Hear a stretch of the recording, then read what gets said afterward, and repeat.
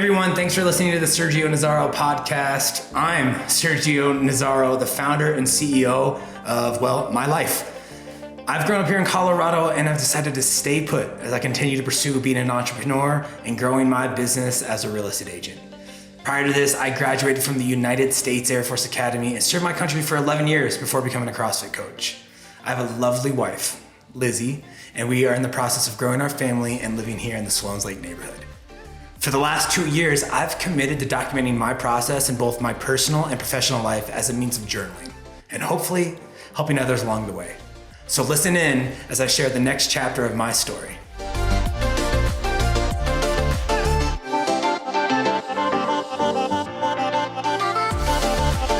Ladies and gentlemen, welcome back. Episode number 5. Man, I've stayed pretty consistent on this, even though I've been traveling a bunch, and that's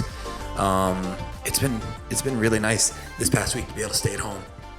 Lizzie and I have been traveling, me specifically, have been traveling almost every other weekend since our wedding back in July. And to stay at home and to finally settle in and spend some time in this house to try to get it ready has been really nice. To have a little bit of stability, right? A little bit of my routine back in order.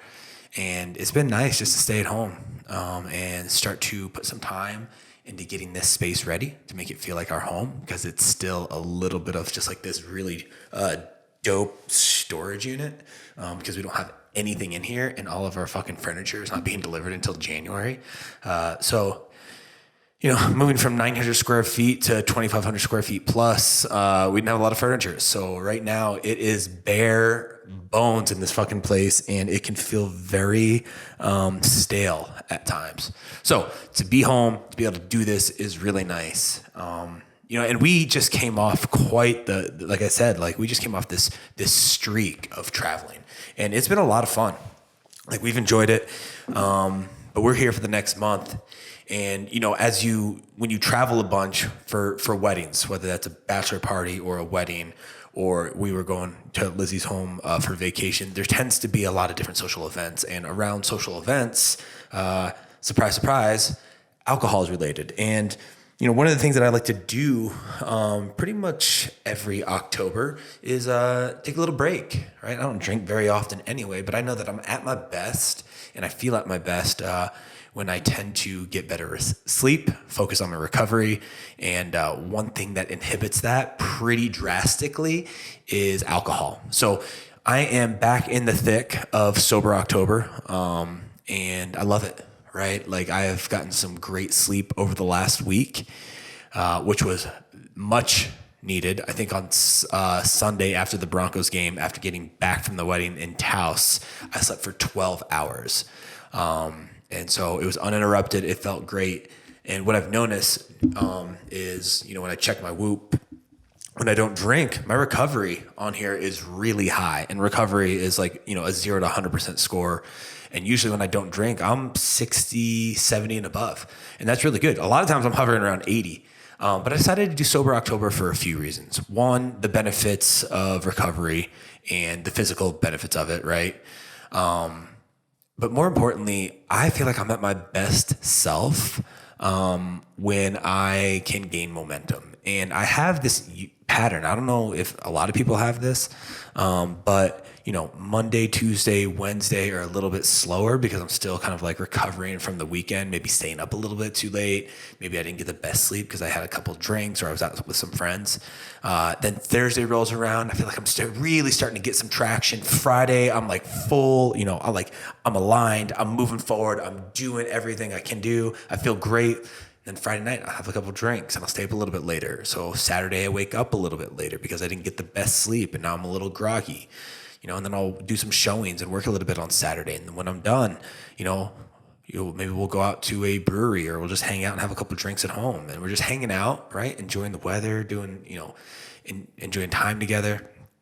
And then that rolls into Saturday night. And, I've had a couple of drinks Saturday. So we don't eat as healthy Saturday night. And then I don't sleep as well going into Sunday. And then I go to the Broncos game on a Sunday and I have a couple of beers. And it's funny. It just starts to gain momentum. And when you're doing these little things add up, whether it's, 1 or 2 drinks here or there, it impacts you. And what I found is that, my productivity definitely is impacted by it, and my mental clarity and cognitive function is impacted by it. And so being able to kind of just reset and take a break from everything and just focus on the things that make me feel at my absolute best, eating healthy, staying hydrated, getting sleep, working out, I just know that I'm at my best. And so I want to take that feeling that I have on Thursday and Fridays, I want to bottle it up, and I want to be able to use it for the rest of the week, right? And so Sober October is one of those things that allows me to do that. And I think there's a lot of power in just like taking a break and figuring out what your baseline is. And that is not to demonize alcohol.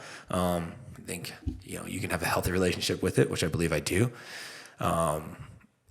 It just, for me, it's a great way to reset and just see what I'm capable of doing.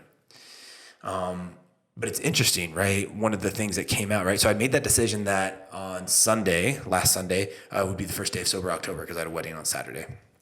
Well, Monday, I volunteered for this opportunity at work with this organization called Trendsetters. And basically what Trendsetters is they come in, it's a bunch of different CEOs and managing brokers from across the country.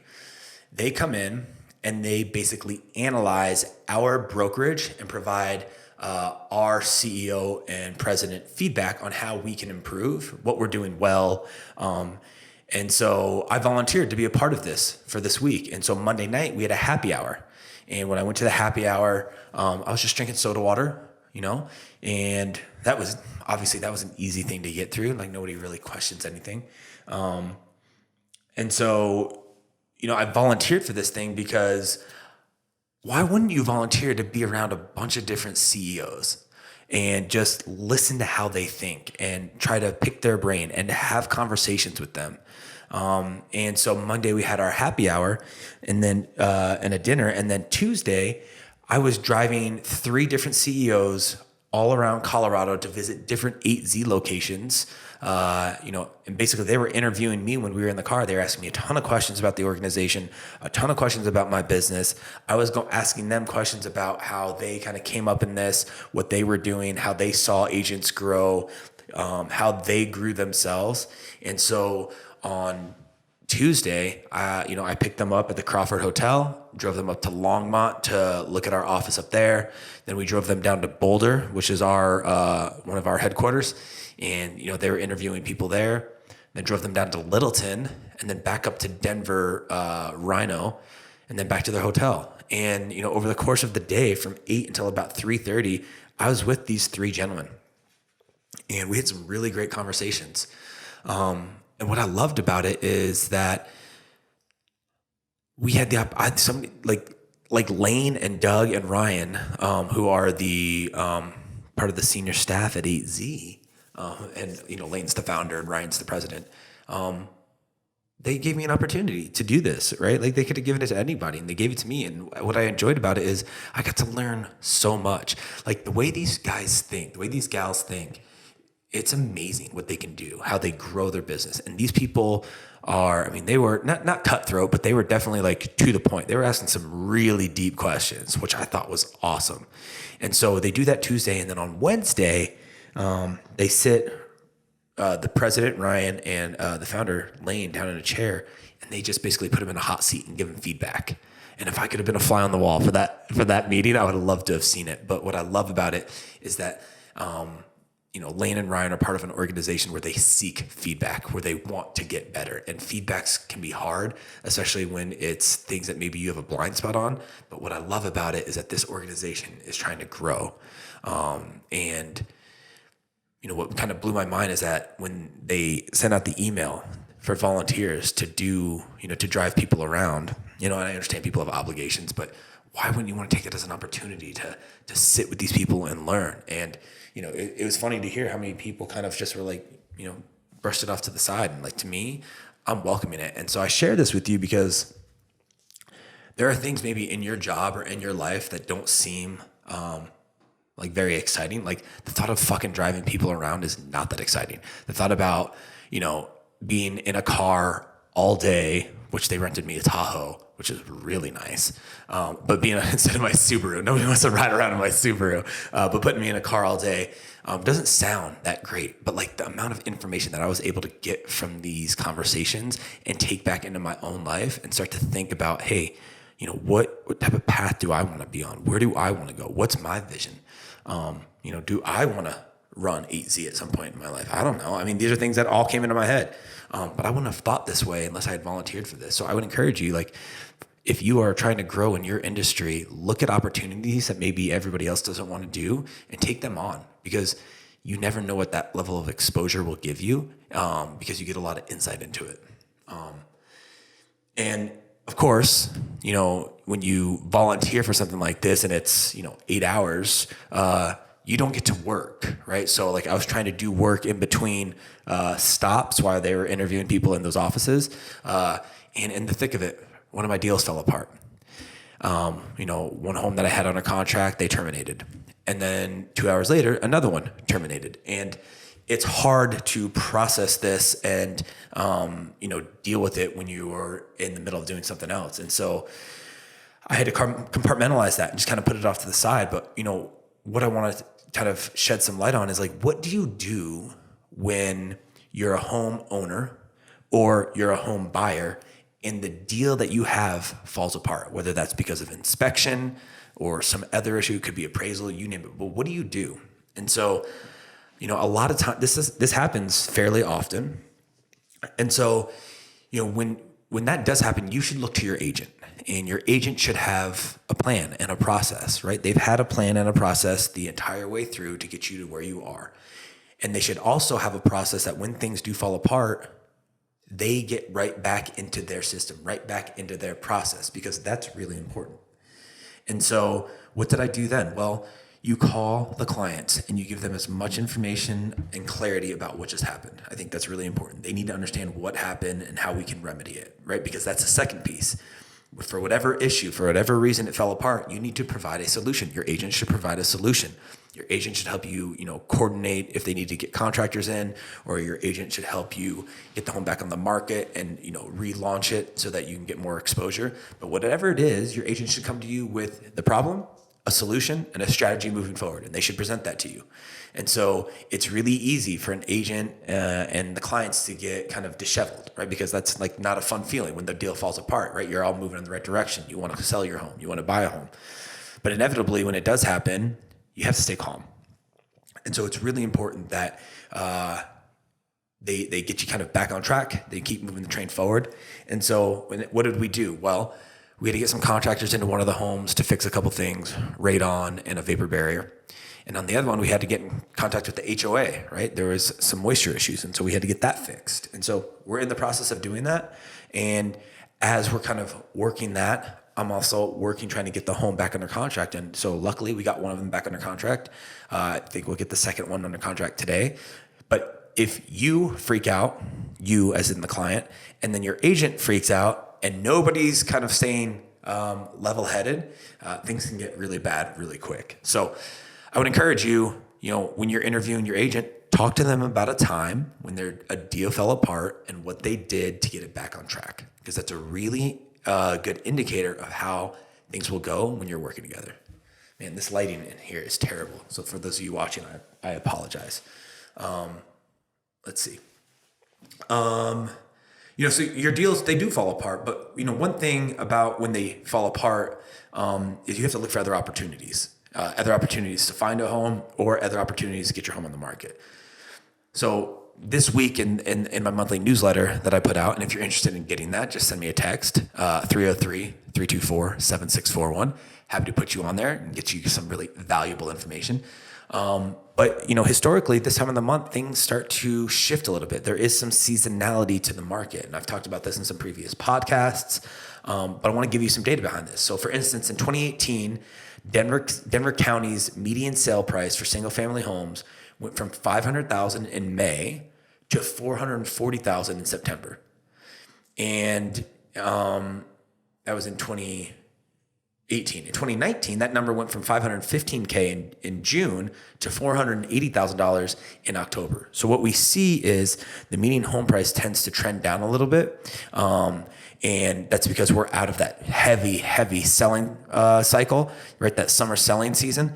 And that does not mean the market is cooling or crashing. It doesn't mean anything like that. That is just natural. Every year it happens about the same time, because there is still plenty of demand out there. And to kind of show you that, right?